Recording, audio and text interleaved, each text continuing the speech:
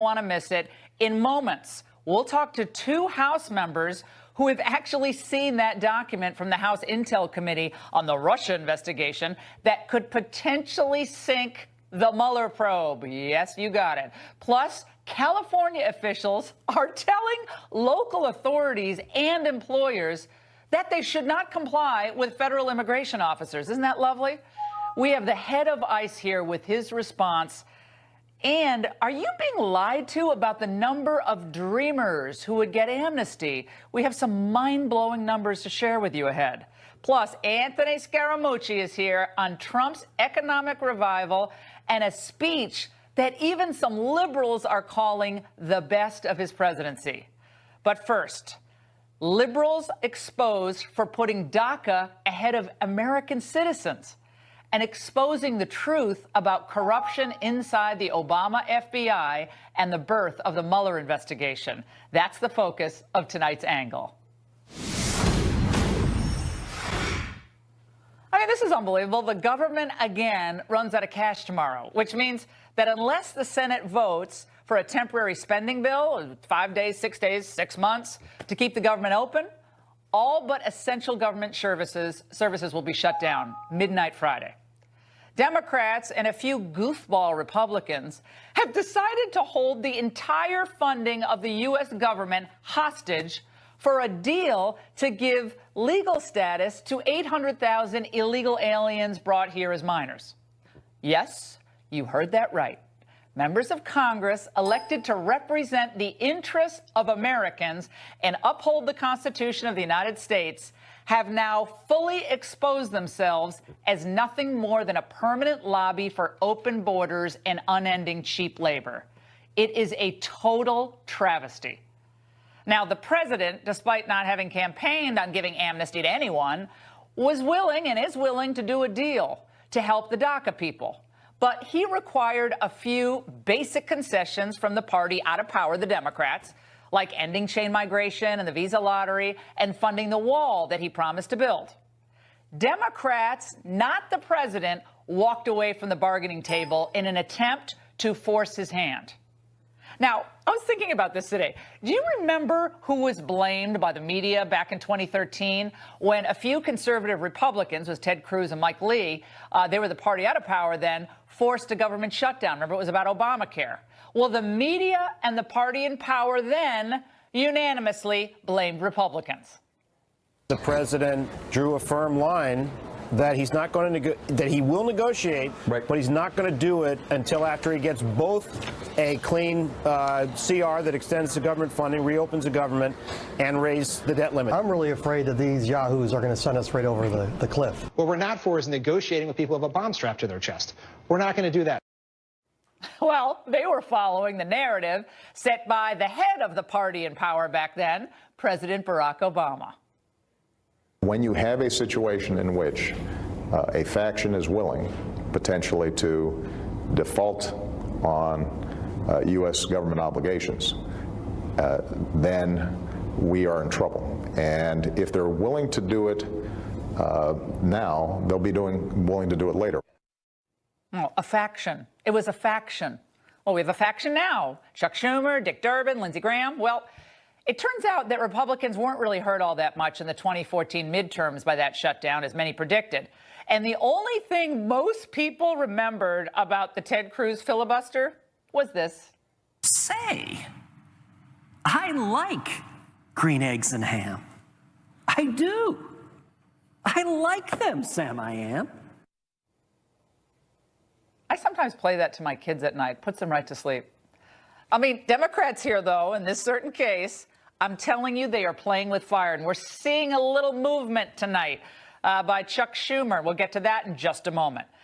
A new CBS poll that was just released shows that even among those who support helping the DACA folks, Americans do not want to shut the government down to do so.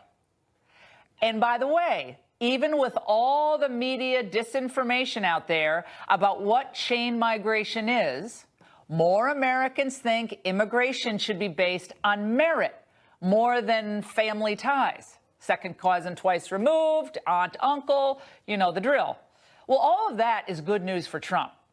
So you know what I say? I say it's time to call their bluff on this. Republicans shouldn't be cowed at all. They shouldn't be worried about a government shutdown. I say let the Democrats take their stand and force a shutdown of the government for illegal immigrants. Then the American voters will finally see once and for all what the Democrats and amnesty fanatics really think. That the hopes and well-being and dreams of American citizens just aren't as important as the potential votes that they're going to get by an influx of illegal immigrants. And speaking of exposing the truth, Republicans in the House have finally seen the contents of that House intel report on the Fusion GPS dossier and the Mueller special counsel investigation. And apparently, it is a blockbuster. Sources are telling the Ingraham angle that the contents paint a disturbing picture of misdeeds and corruption inside the Obama FBI, which runs straight into the heart of the special counsel's office. And as of now, the report is secret, but many members of Congress are asking the Speaker, Speaker Ryan, to move to declassify the document and release its contents. The intelligence memo that we have just read is so alarming that it must be immediately disclosed to the American people. I couldn't agree more with that point. Speaker Ryan should cut through whatever bureaucratic protocol is necessary to see that the contents of this report are made public. Let's remove all doubt about what's in that report. And I'll tell you this, if it turns out that our FBI has been compromised and that American citizens have been targeted for surveillance for purely political reasons, or that the Obama Justice Department and maybe even some in the White House were in on it, boy, do the people have a right to know. And they have a right to know now, not 6 weeks from now and not 6 months from now. Remember, this dossier, this Fusion GPS dossier, was a campaign-generated document paid for by the Democrats. And if it was used to justify spying on anyone associated with Donald Trump, heads should roll. It's time to expose this entire circus to the sunlight. All of us should be able to trust federal law enforcement to be objective and certainly not filled with some vengeful political hackdom. We all deserve that. And in this case, of course, the president and anyone else in Robert Mueller's sights, they deserve it too. And that's the angle. Joining us now from Washington are two House members who have seen these classified documents, Raul Labrador of Idaho and Andy Biggs of Arizona. We're also joined by Fox News contributor Byron York, who has been extensively covering the Russia probe and this dossier issue. Gentlemen, it's great to see you tonight. Congressman Labrador, I want to start with you.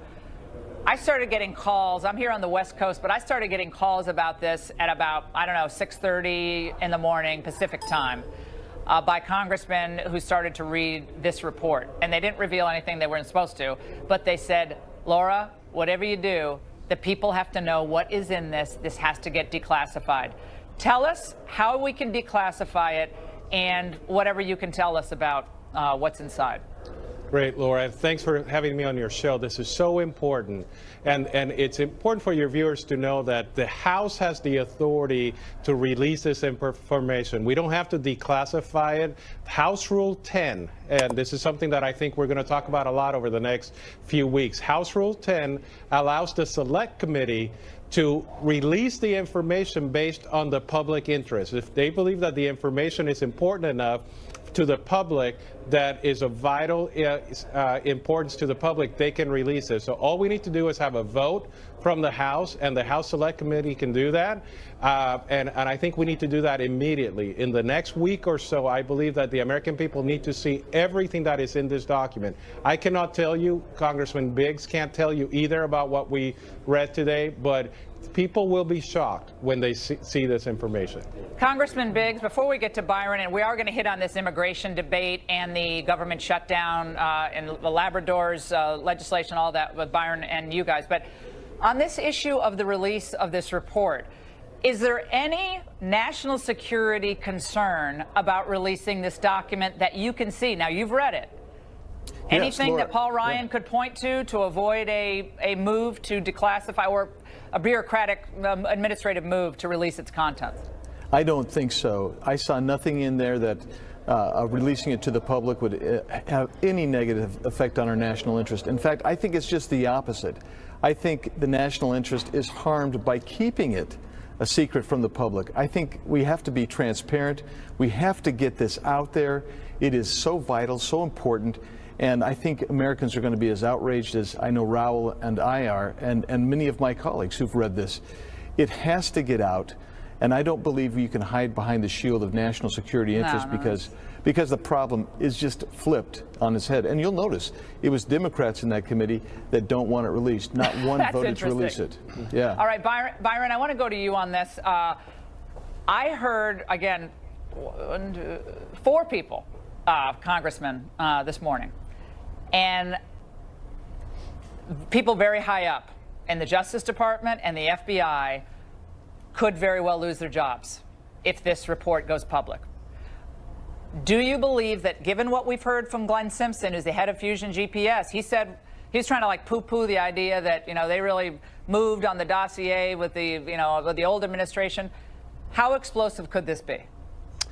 Well, it could be pretty darned explosive. You and I are the 2 people here who haven't actually seen the document, but we've been hearing about this for quite a long while. What's been interesting is the investigators in the House have been kind of in a box for months. They were learning things of great public interest, but it was classified and they couldn't tell the public.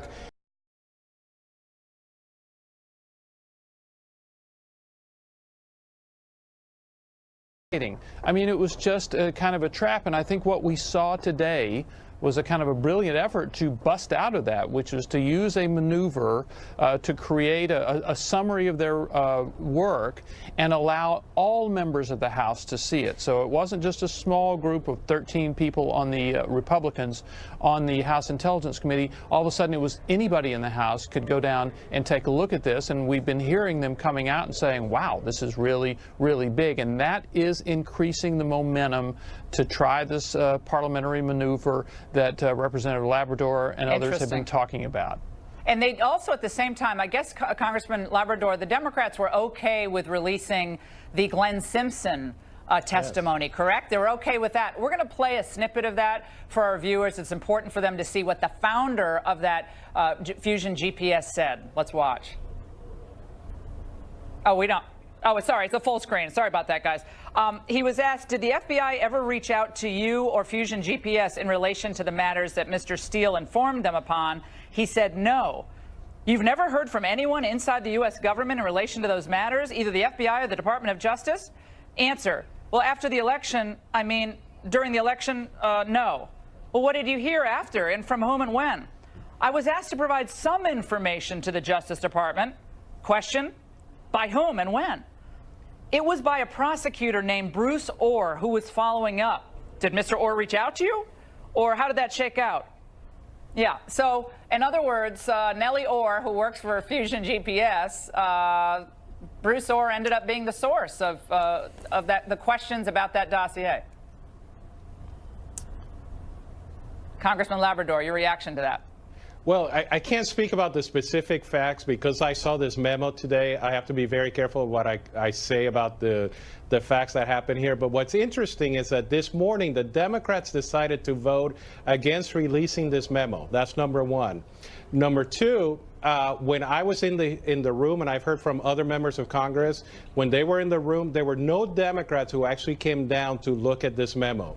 So they were so interested in the Russia collusion story until their Russia collusion story actually started unraveling. So now that we have some information that is being provided to every member of the House, they are unwilling to release it or to even look at it. I think what the American people will find is that they're going to be shocked by this memo. I invite everybody to use the hashtag #ReleaseTheMemo. I hope all of your viewers start with the Release the Memo, because we need to push our House leadership to do this. And I believe that they want to do this. I hope that they do, and that they stand with the American people and the Congressman Biggs, we're way out of time. We could do an hour on this. Are people going to lose their jobs when this is going to get released? Are people going to lose their jobs? It probably ought to. Probably ought to. Let's just say I'm shocked that some have it already. All right, gentlemen, fascinating. We didn't even have time to get into the immigration bill of Labrador that the president supports and the White House supports, but we really appreciate the analysis. And guys, get this. Right here in California, local officials are telling their police officers not to cooperate with federal immigration officials. You cannot make this stuff up. The head of ICE is here exclusively with his response. The federal government has decided to appeal the district court's granting of the preliminary injunction, but we're ready, as we were before. We will fight side by side with those dreamers. Sit. If you can train Oxford to sit, you can train yourself to cook with less oil. It's ground zero in the showdown over illegal immigration.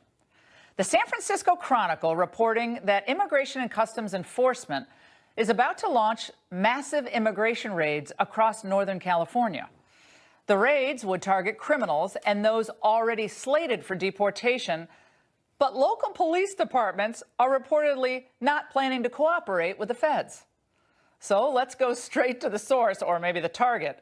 Immigration and Customs Enforcement Director Tom Homan joins us from Fredericksburg, Virginia. Director Homan, thank you so much for joining us tonight. Here in California, we are at ground zero for the illegal immigration battles. And your agency, the Immigration Customs Enforcement, has said that you're going to be carrying out immigration raids in Northern California soon. And no big surprise, some of the Democrats are not happy about that. Dianne Feinstein and Kamala Harris, the two senators from California, just wrote you a letter, and they said diverting resources in an effort to punish California and score political points is an abhorrent abuse of power, not to mention a terrible misuse of scarce resources, sir. How do you respond? Well, first of all, ICE didn't announce any operation. We certainly don't announce operations in advance of that. It'd be an officer safety issue. What I did say is we're going to increase resources in the state of California in response to the sanctuary city policies they passed. And let me explain this. This isn't a threat to California. This isn't a retaliation for sanctuary city laws. We used to have access to the jail, so one officer can sit in a jail and process 10 illegal criminal aliens in a shift. Since they're releasing them to the street, that requires me to have more resources to locate these people out in the community. And also for officer safety reasons, in a county jail, they don't have access to weapons. We have to locate these people out in the streets, in their homes, in their place of business, where they have access to what weapons. We need more officers out there to do that job safely. So adding resources, which I said I'm going to do, is add resources to law enforcement officers of the state of California, is in direct response to the sanctuary laws that forced me in that position. As far as the congressman that wrote the letter, let me say this about the congressman who wrote the letter. I didn't think Congress is in the business of enacting laws they didn't want law enforcement to enforce. I'm enforcing the laws that Congress enacted. And for them to say that I shouldn't be enforcing the laws, there would be no integrity in the entire system. We're simply a law enforcement agency that's taking a sworn duty to enforce the laws of this country. We enforce the laws that Congress enacted. Both those congressmen sit on the legislative panel. I'm doing what they tell me to do. I'm enforcing laws that they've enacted. I'm enforcing laws that the president signed. Now the Attorney General, Javier Becerra, has said that they may take enforcement action, guess what, against employers who assist ICE in finding these individuals or giving information to ICE about known illegal immigrants. So the state might actually go after employers for working with the federal government, and they cite their Protection of Immigrant Act, which passed and was signed into law, went into effect January 1st of this year, because they will be then, I guess, intruding on the privacy of the illegal immigrants. So this is what you're up against. You're up against these state officials who are threatening essentially local law enforcement or employers. Director Homan. Look, if he's the Attorney General, he certainly knows what the law says. We are enforcing the laws enacted by Congress. And, you know, is there any other federal law enforcement agency, state and local agency, where congressmen or elected officials or Attorney Generals say do not enforce the law? No one asks FBI not to enforce law, or DEA or ATF or the local police departments. We're clearly enforcing the laws enacted by Congress. And let me say this. For those that say they don't give us access to these low-level criminals in county jails, the local police department arrested these people. They locked them up in their facilities. These aren't choir boys. These are people that have been arrested for crimes and sitting in the county jail. Yeah. So speaking of, so if they're not serious crimes, why have they been arrested? Yeah, well, speaking of people who've been arrested and deported, that horrific story from a few years ago, we had 2 police officers brutally murdered by an illegal immigrant, Luis Bracamontes, who killed these police officers, and he had been deported several times. We have a soundbite, we're going to play it, of what he said recently when he appeared in court. Let's watch. Step out and go hallway. They're dead. You regret that. The only thing that regret is the kill too. I wish I killed more of them. I will break.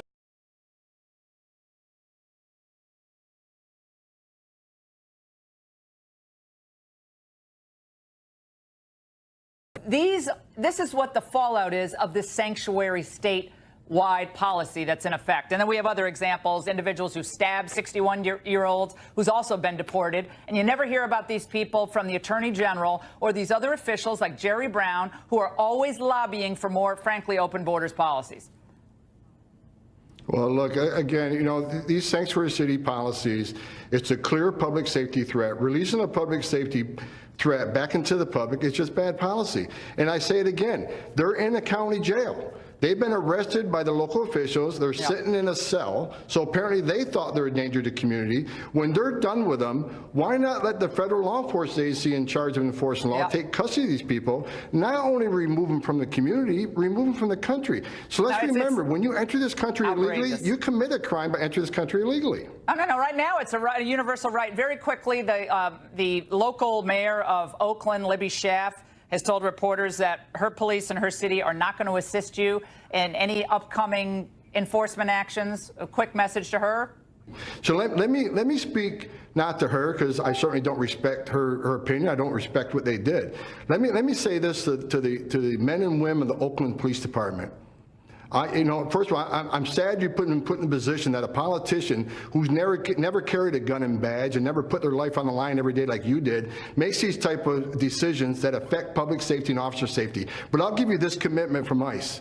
If you're out there doing a lawful operation and you are in need of assistance, if you find yourself in trouble and there's an ICE agent within earshot or in the area, we will do everything we can within our legal authority to assist you. We'll do everything we can to make sure you go home safe that night to your families. We will never turn our back on law enforcement. ICE has your 6.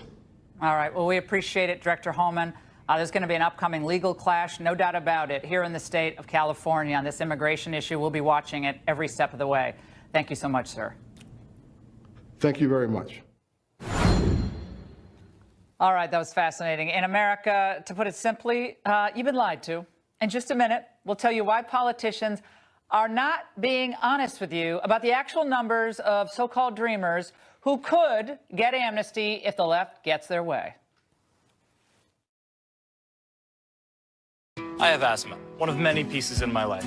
So when my asthma symptoms kept coming back on my long...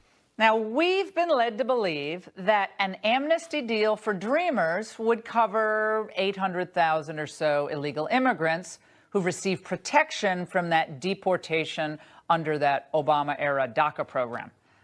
But, there's a big but, that's only those, of course, who registered for the program. There are actually a staggering 3.6 million illegals brought into the United States before their 18th birthday who could ultimately be eligible for amnesty under the DACA deal that the Democrats are pushing. That's a little bit of a differential, don't you think? Well, that bombshell was dropped in a report from USA Today just a few hours ago, and they cited a study in October by the Migration Policy Institute. We got to go to the Policy Institute to get the numbers. Here with reaction is Fox News contributor and senior editor at The Federalist, Molly Hemingway in Washington, along with Mega TV news anchor Elvira Salazar in Miami. It's great to see both of you. Molly, I want to start with you on this because I think people get confused between the DACA and the Dreamers. And the DACA is only the 800,000, correct? That they happen to register and sign up, and they fit in that timeline. But there is a much larger pool of people who, if they had their druthers, the Democrats would extend amnesty to. Right, and the DACA are the sort of most photogenic, most sympathetic group of not just illegal residents of the country, but people who are brought here as children. The media presentation of this group is not entirely accurate. You know, they refer to them as children. In fact, the average age of a DACA recipient is 24. You know, they say they're in college. I think it's something like 5% of them are. You know, they portray them as people who are dreamers, dreaming of a college education. I think fewer than 900 are in the military. The media presentation has not been entirely accurate. But even then, we're just talking about the DACA recipients. The larger population, which is what a lot of people want to provide amnesty for, is much more significant, to the tune of millions. And Molly, before we go to Elvira here, you actually wrote a piece saying the Democrats do not want, in reality, a DACA deal. Now, why would you say that? Well, I think there's at least a case to be made that they don't actually demonstrate that they would like a deal, in part because it's not great electoral politics. You know, both Republicans and Democrats do this, where they use an issue that whips up their base to make sure that they turn out and vote. And when people aren't willing to make any concessions on a border wall, on an end to chain migration, on an end to visa lotteries, or, you know, restrictions on any of these things, one wonders if they're really serious about a DACA fix as they claim they are. Now, Elvira, I want to go to you. When I host my radio show, I hear from a lot of Americans, and a lot of them are immigrants to the United States. And what I hear often is, I had to wait 8 years and spend all this money and fill out all the paperwork, and I did it because I believed in the rule of law and the system of laws in this country. And they are really annoyed that people come into the country, whether from their parents or not, and then they start making demands of the government. That irks a lot of people, and like, I'm not an immigrant, but I can understand why that irks legal immigrants. I understand, and that's true. But, you know, the problem here is that it doesn't matter whether it's DACA or the Dreamers. The system has failed everybody. Has failed the fellow Americans, the people that are in line, and the illegals. And why do I say that? Because right now the illegals are the ones bearing the brunt of the responsibility. And those kids that came into the country before they were 18 years old, what are we going to do with them? Just like the 800,000 that Congress is fighting for. What are we going to do? We can't deport them because they're kids. I know that some fellow Americans would like for them to be deported, but you know, Laura, that is political suicide. That is not going to happen. So then what I think we should do is just sit at the table and create this immigration reform law with a wall, with no chain migration, with no lottery. Let's give whatever the other side, the Republicans, are asking for, but we need to put an end to this situation, and we need to understand that those kids will stay because they are the perfect They're not ideal all kids, immigrants. though, Elvira. I mean, let's be honest here. I mean, I think the average age is 24. And they can be up to 36 or 37 years of age. So these are not like toddlers and diapers, you know, that we're helping here. Laura, 50% of illegals in this country have been here for more than 15 years. Those people have homes, cars, kids, friends, churches. Oh, yeah, well, I get that, people, but it doesn't change the fact that I get it. But the system failed, and the system allowed them to be here, and the business owners of America, and the politicians. There's a new sheriff in town now, though. We got a new sheriff in town. Molly, look, they're very emotional stories. Yeah, they're very emotional stories. We have a new sheriff in town, but what are we going to do with the ones that are in here? You know what I say? No one else Elvira, comes in. I get it. What I think is, you know, the president campaigned on making America great again to represent the American people. And while MSNBC, Molly, today, another series of sob stories interviewing illegal immigrants who are in college, even though only 5% have graduated from college, and talking about, oh, aren't you upset that you might not be able to do study abroad? I kid you not that was one of the questions to an illegal immigrant here in California. Well, and even more than that, I think so many of these stories, people don't talk about, you know, elites very much like the current immigration policy. It benefits them a great deal. For people who are at the lower end of the income scale, it's not the same story. Immigration has many benefits. It also has some downsides. And we don't talk about those trade-offs when we're just telling one side of the sob story and not about people, Americans, who are struggling at the other end of the income scale. And that needs to be told. And more than anything, you know, we talk about working on a fix for people who are currently here. But unless we do the systematic, fundamental changes to make a coherent immigration policy, it doesn't matter, and we'll just be doing this every few years. Unfortunately, we're out of time. Elvira, I'll have you on radio tomorrow. We'll do a really long segment. A great segment, though. I really appreciate it. And by the way, the president is fulfilling some pro-life promises. in the latest teen fact plus years, and something President Trump is doing that no sitting president has done before. Let's bring in Fox News contributor Raymond Arroyo. Okay, Raymond, what is Trump doing for the first time in history? Not since Ronald Reagan. Yeah, well, this is a big deal. Tomorrow, before the pro-life march, hundreds of thousands of people are coming to March for Life. Young people. The president has never addressed a March for Life. This president is having a Rose Garden ceremony with organizers of the march, as well as young kids from colleges across the country. He'll address them. It'll be simulcast on the mall itself. Ronald Reagan did a phone call that was simulcast, but this is the first president that will actually be seen. Now, a lot of live. people thought and predicted that Donald Trump was just saying he was pro-life. Yeah. Remember in that famous exchange with Hillary during the debates? And he said, "This is a baby. These are a baby." And you want to The most pro-life pronouncement we've ever heard from a Republican or any other. I remember watching the debate going, "Oh my God, did he really just say that?" Yeah. And so Reagan did a phone call. Bush sent a letter, or yeah, well, he did some kind of recorded speech, I think. But this is the first time there's a Rose Garden ceremony. But there's substance that the president is following this up with. What is it? Today, he established at the Health and Human Services Department a conscience and religious liberty protection unit, essentially, that will allow healthcare providers, institutions, and doctors to opt out of abortions and gender reassignment surgeries. Highly controversial, but a defense of religious liberty that was really rolled back under President Obama. Gender reassignment surgery. That's just what our kids apparently are needing today. All right, now, how do we go from that to laundry pods? Well, I'm a liquid laundry person. I don't like You the don't like the pods? The pods frighten me. I don't know why, but the pods. Tide pods. Yeah, there they are. Those laundry pods. Kids have begun to eat these as a part of a challenge online, which shows you now, you couldn't get kids to put soap in their mouth without a punishment. Now, an online challenge. They're cooking them. Look at this. They're cooking them. They eat them. But Laura, 5 people have died over this. What? They vomit. They get sick, diarrhea, the whole 9 yards. Sounds fun. It's caused blindness. That's what happens when I watch Pelosi speeches. But you know what that tells me? If it's pretty, people are drawn to it. They crave it because it kind of looks like a candy. Like so many things in the culture, you'll even be attracted and do things you shouldn't do if it's pretty enough and if it's dressed up right. Dumb stunts online. Horrible. I mean, we've seen this. 10,000 complaints a year to the Centers for Disease Control. Use the powder. Kids who've eaten these things. Use the powder or the liquid. Don't tell them that.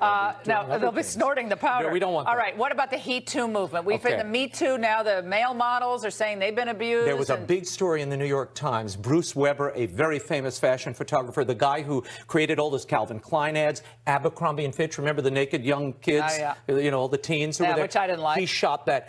15 male models came forward and said, wait, I was abused by this guy. And I won't go through all the gross details. However, it is an interesting question. You have men who are sexually abused. They are paid about 100 times, in some cases 200 times less than their female counterparts. Wait, should there be equality in the Maybe it's time payments? for a He Too movement. That's what some are saying. Well, I don't think in the Women's March on Saturday, the pro-life march will be massive on tomorrow. Friday, right. All these kids, buses from Notre Dame. How many buses from Notre Dame 100 University? buses from Notre Dame. 1,000 kids coming in. But the chicks are showing up on Saturday, right? Are they going to be standing up for the men? Well, I hope they don't look like the Golden Globe ladies we saw. This is the problem. Oh, no. It's mixed messages. Do we have that full screen of the Golden Globe gals? But this is a little bit like the laundry pod story. People see one thing and they're drawn to it.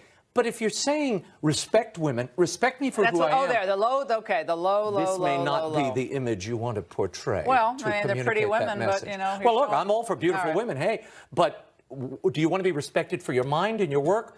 Or for other assets? Always for the mind. Raymond. Always for the mind. That's you men only care about the minds of the women.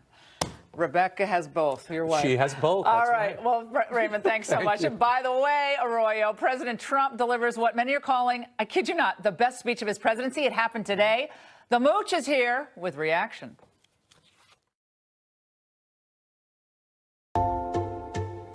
Economy's first year in office. Speaking to workers at H&K Equipment in Pennsylvania, Trump cited the immediate effects of his historic tax cuts and what they did across America. There's never been a better time to hire in America, to invest in America, and to believe in the American dream than right now. Americans crossed oceans, tamed the wilderness, dug out the Panama Canal, and launched a man onto the face of the moon. American hands and grit poured the concrete in our highways and forged the steel in our skyscrapers. Americans do anything, build anything, and create anything as long as we have pride in our country, confidence in our values, and respect for our great American flag. Because America doesn't belong to the Washington power brokers. It belongs to you, and I think we've taught them that. Joining us now with a reaction from New York is former White House Communications Director Anthony Scaramucci. Anthony, this speech was awesome. I know you've already written a piece for USA Today chronicling all these successes that Trump has had. If any other president in another party had had such a year of accomplishment, the media would be going bananas, correct? Yeah, 70% approval rating. They'd all be cheering him. But, Laura, it's common sense and it's policy. And policy, as we know, matters. And it's great leadership from the bully pulpit. He's encouraging people that actually don't even like him, like Tim Cook, to invest in America because it makes so much common sense and it's so commercially sound. That's the reason, Laura.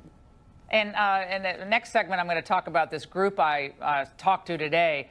Big equipment distributors, heavy equipment distributors across the United States. Unbelievable stories. But you see him in those settings, Anthony, and you see him with people who are actually creating something, not people who, you know, frankly, just like me, who talk for a living, but they're actually creating something, they're concrete things.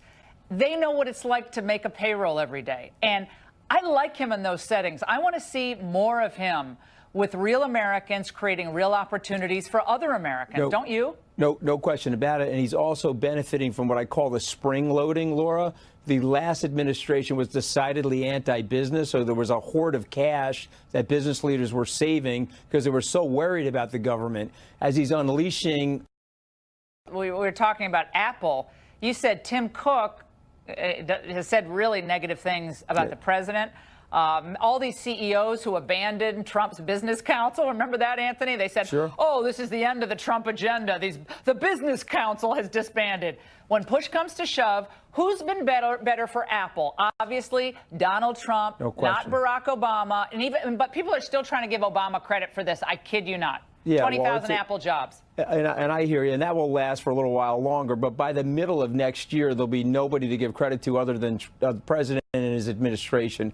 But the really good news, Laura, is for the American people. Watch how consumption starts to improve now as each American, both middle-class families, lower middle-class families, have extra disposable income in their pockets. That'll set off the virtuous circle that we often talk about in the economic world.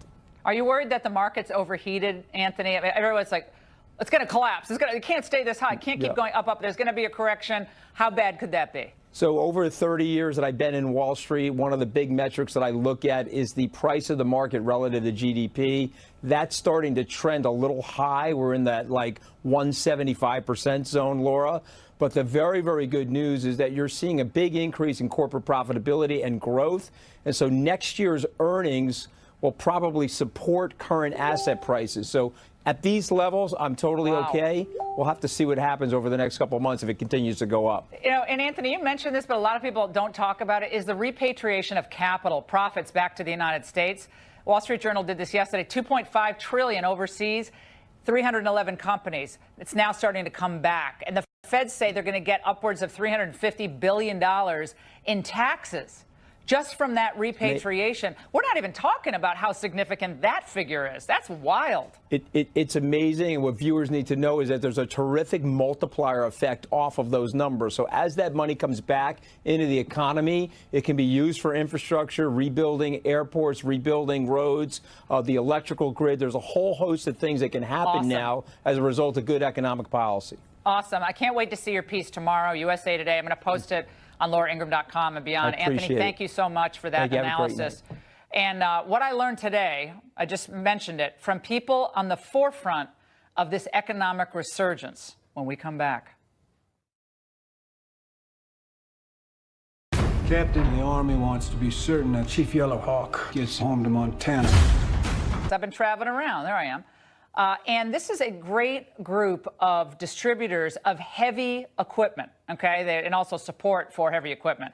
There's like Italian companies, Swedish companies, but a lot of American-made heavy equipment. And these are individuals. That truck is made in Iowa, by the way, believe it or not, massive. It costs like $150,000, worth every penny. But they told me the greatest stories about what's happened to their businesses since Trump came into office. Hearing it from the job creators themselves made a huge difference. And I salute each and every one of them for making this country stronger and more economically sound. That's it tonight for us from L.A. It is time to turn it over to Shannon Bream back in Washington. And I'll see you back here tomorrow night in L.A. Shannon. Hey, Laura, bring one of those trucks. I feel like we'd be able to get around D.C. People will take us a little bit more seriously in those trucks. We could really get through the traffic. All right, drive one back. Thanks so much. See you tomorrow night. All right, here's what we have coming up tonight. First on Fox, we'll talk exclusively with Attorney General Jeff Sessions and get his response to White House Chief of Staff John Kelly's statement that the president's thinking on the border wall has evolved. Republican lawmakers say they're shocked after reading a memo they say details government surveillance abuses as a House panel releases the closed-door testimony of Fusion GPS founder Glenn Simpson, the firm behind the so-called dirty dossier. We've seen it. We'll tell you what's in it. Plus, Senator James Langford